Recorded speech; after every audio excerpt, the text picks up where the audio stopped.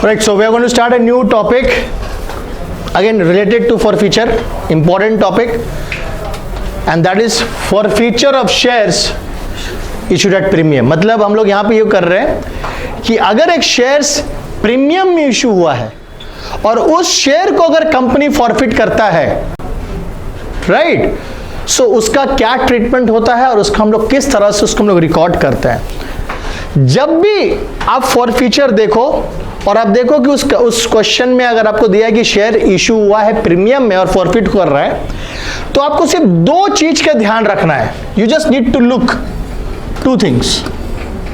Number one, जो share forfeit हो रहा है, जिसे कंपनी ने प्रीमियम इशू किया था, उसका प्रीमियम का पैसा आया है कि नहीं, that is premium money received और premium money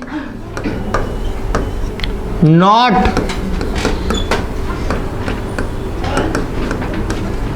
received. Premium money received and premium money not received. There are two situations that you will face. Either जो शेयर्स को फॉरफिट किया जा रहा है उसका प्रीमियम का पैसा कंपनी को मिल गया है, और या तो उस प्रीमियम का पैसा कंपनी को नहीं मिला जिस शेयर को हम लोग फॉरफिट कर रहे हैं। हम उसका बात कर रहे हैं, उसका प्रीमियम का पैसा आया है कि नहीं आया। अगर उसका प्रीमियम का पैसा आ गया है, then you need to worry and there will be no treatment in securities premium reserve account. And if premium का पैसा नहीं मिला है, in that case securities premium reserve account will be debited. मतलब सिक्योरिटी प्रीमियम रिजर्व अकाउंट को debit कर रहे हैं, वो कम कर रहा है। Please understand the logic behind this. Again is very important thing. Logic अगर समझना है तो इसको देखिए कैसे होता है। मान लीजिए कंपनी ने 1000 शेयर इशू करा है एट द रेट ऑफ 10 + 2, 2 रुपया प्रीमियम, ठीक है, और अलॉटमेंट में कंपनी ले रहा है 3 रुपया, 2 + 1,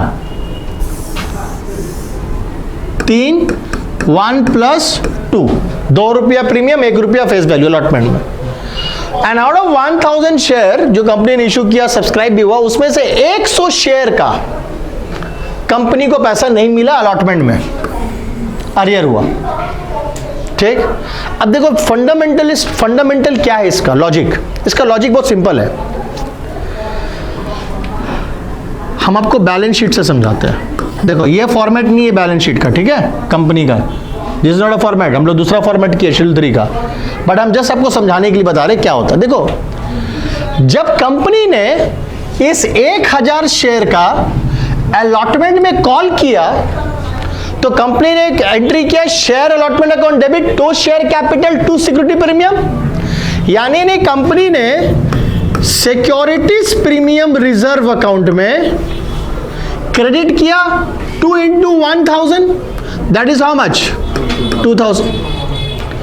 अब जब रिसीविंग हुआ तो मैं बता रहा हूं आपको कि एक शेयर होल्डर जिसके पास 100 शेयर्स था, उसने फेल टू पे अलॉटमेंट मनी, उसने अलॉटमेंट का पैसा नहीं दिया। अब हुआ क्या, जब उसने अलॉटमेंट का पैसा नहीं दिया तो टेक्निकली अगर आप बैंक में देखोगे तो बैंक में सिर्फ 900 शेयर का पैसा आएगा, राइट। अलॉटमेंट का स्टेज का बात कर रहे हैं, सिर्फ अलॉटमेंट का बात कर रहे हैं। अलॉटमेंट में 900 × 3 आया, कितना रुपया आया, 2700, और सिक्योरिटी प्रीमियम रिजर्व में 2000 रुपया था, ठीक। और ये जो 2700 रुपया है, इसको अगर फर्दर ब्रेकअप करके तुमको समझाए तो 900 × 1 900 रुपीज ₹1 करके किसका था, अलॉटमेंट का, और 900 इंटू 2 ₹1800 किसका है, प्रीमियम का पैसा है।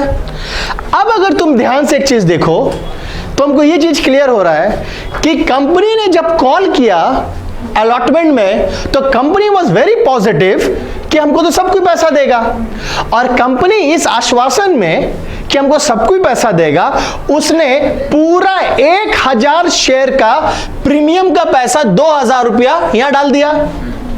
1000 इंटू 2, सिक्योरिटी प्रीमियम में कितना रुपया है, ₹2 करके प्रीमियम है। सो 1000 शेयर का ₹2 करके उसने प्रीमियम में डाल दिया, तो सिक्योरिटी प्रीमियम रिजर्व अकाउंट 2000 से क्रेडिट हुआ। लेकिन जब पैसा आया तो 100 शेयर का पैसा तो आया नहीं, इसीलिए प्रीमियम के लिए कितना कलेक्ट हुआ, ₹1800 ही कलेक्ट हुआ, क्योंकि 100 शेयर का आपका प्रीमियम का पैसा नहीं आया, ₹1800 आया। So now you see what is happening, तुमने सिक्योरिटी प्रीमियम रिजर्व अकाउंट को क्रेडिट किया 2000 से, लेकिन बैंक में सिक्योरिटी प्रीमियम रिजर्व का पैसा कितना आया, मात्र 1800। So what is happening? Your asset and your liability will not balance. You have credited security premium reserve account with 2000 thinking that money will come, but ultimately you receive how much, only 1800. So there's a 200 का shortfall. That is why we say अगर premium का पैसा receive नहीं हुआ है तो फिर तुम सिक्योरिटी प्रीमियम रिजर्व को क्या करो, डेबिट करो। मतलब ये जो ₹2000 है, इस 2000 में से ₹200 क्या कर दो, माइनस कर दो, जो आपको पैसा नहीं मिला। सो दैट इज वाई आपका जर्नल एंट्री होगा, मैंने आपका जर्नल एंट्री में security premium reserve account debit हो जाएगा। कितना से डेबिट हो जाएगा बच्चा, 100 शेयर, जितना आपका अरियर है फॉरफिट कर रहे हैं आप, मान लीजिए 100 शेयर फॉरफिट कर रहे हैं, उसका शेयर अलॉटमेंट का पैसा नहीं आया है, तो 100 इंटू 2। लॉजिक क्या समझ में आया? इसे अगर प्रीमियम का पैसा कंपनी को मिल गया होता, अगर कोई अरियर नहीं करता अलॉटमेंट में, ये बंदा अलॉटमेंट में अरियर नहीं करके फर्स्ट कॉल में अरियर करता या फाइनल कॉल में अरियर करता और तब उसका शेयर फॉरफिट होता, तब कंपनी को कोई चिंता नहीं होता, क्योंकि कंपनी प्रीमियम में कितना डाला, 2000, और उसको मिलता भी कितना, यहाँ पे ₹2000 ही मिलता। अगर वो अलॉटमेंट का पैसा देता तो फिर हमको प्रीमियम का अकाउंट को डेबिट करने का जरूरत, क्योंकि हमने जितना प्रीमियम अकाउंट को क्रेडिट किया था एग्जैक्टली उसका कॉरेस्पॉन्डिंग बैंक भी उतना से डेबिट हो गया, बैंक उतना ही पैसा आया। लेकिन हम सिक्योरिटी प्रीमियम रिजर्व को 2000 से क्रेडिट करें और बैंक में पैसा आए सिर्फ 1800, कम आए, प्रीमियम का पैसा ना मिले, तब तो फिर हमको रिजर्व अकाउंट को क्या करना पड़ेगा, कम करना पड़ेगा। So that is the funda behind कि if the security premium money is received, I said no treatment in security premium reserve account, and when security premium reserve money is not received मतलब on the share which you are forfeiting, जो share हम लोग forfeit कर रहे हैं उस share का अगर प्रीमियम का पैसा नहीं आया है तो फिर सिक्योरिटी प्रीमियम रिजर्व को क्या कर लो, डेबिट कर दो, कम करो। और क्यों डेबिट करना पड़ रहा समझ में आ रहा है? नहीं तो जब तुम बैलेंस शीट बनाने जाओगे तो तेरा बैलेंस शीट टैली नहीं करेगा, क्योंकि लायबिलिटी साइड बड़ा रहेगा और एसेट साइड बैंक में पैसा कम रहेगा। क्लियर? बढ़िया समझ में आया? हाँ, पक्का? इसको कॉपी करिए।